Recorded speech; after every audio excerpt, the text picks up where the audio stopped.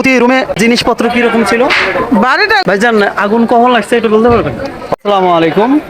আমি এখন যেখানে আছি সেখানে বাড়িপাড়া মার্কেটের নাম হচ্ছে জামাল জামাল মার্কেট। তো এখানে আগুন লেগেছে 5টার 5:30টার পরে পরেই আগুন লেগেছে। তো এখানে প্রায় 8 থেকে 10টা রুম পুড়ে গেছে, হোটেল সহ।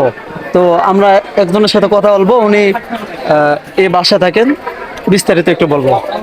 দেখুন, আসসালামু আলাইকুম। আপনার অবস্থা তো দেখে বুঝতেছি, আপনি এইখানে যে থাকেন এই বাড়িতে রুম কয়টা?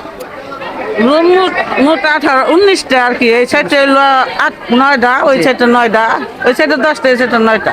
যে এই সেটে 9টা আর ওই সেটে 10টা, তার মধ্যে হচ্ছে 9টা পুড়ে গেছে। এই সেটে 9টা পুড়ে গেছে। 9টা পুড়ে গেছে।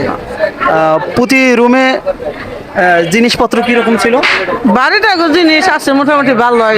বাড়িটা আছে একজন 4-5 বছর ধরে থাকতাম, বুঝেন না? জি 4-5 বছর ধরে আছে, নতুন আইছে। জি। তো এখানে আগুনটা লাগলো কিভাবে? আমি বলতে পারবো না, আমি কেবল এলাম হোটেলে থেকে মনে হইতেছে।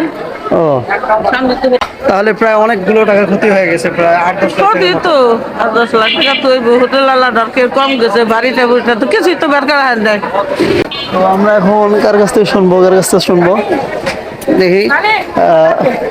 ভাইয়া, একটু কথা বলা যাবে? জি।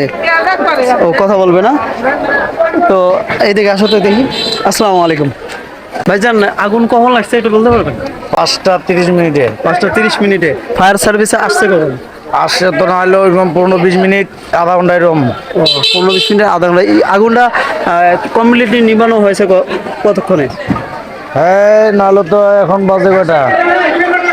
এখন তো টোটালি সাড়ে 7:30। ওই তো 7:30টায় নিয়ে হয়েছে। তার মানে আধা ঘন্টার মতো লাগছে। আধা ঘন্টা। আধা ঘন্টার মতো লাগছে। যেহেতু আমি আগে আসি একটু দেখছিলাম।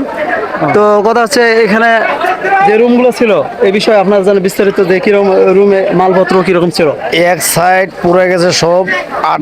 8 কি 10টা রুম হবে, একটা বাসায় পারেনি, সম্পূর্ণ পুড়ে গেছে। হ্যাঁ, তাহলে মানুষের কোনো ক্ষয়ক্ষতি হয়নি? হ্যাঁ, মানুষের ক্ষয়ক্ষতি হয়েছে, হাত পুড়ে গেছে, হাত পুড়ে গেছে। হোটেলওয়ালা হাত পুড়ে গেছে। আগুনটা লাগলো কিভাবে?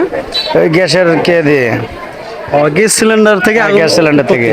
ও, ঠিক আছে। ভিডিওটা বেশি করে শেয়ার করে দেবেন। আর এখান থেকে যে আর্ন হবে, এখানে আমি পরবর্তী যখন আসবো এসে দেখবো যার বেশি ক্ষতিগ্রস্ত হয়েছে যারা, তাদেরকে এই আর্ন থেকে টাকা আমি দেওয়ার চেষ্টা করি, ইনশাল্লাহ দেবো, চেষ্টা না দেবো।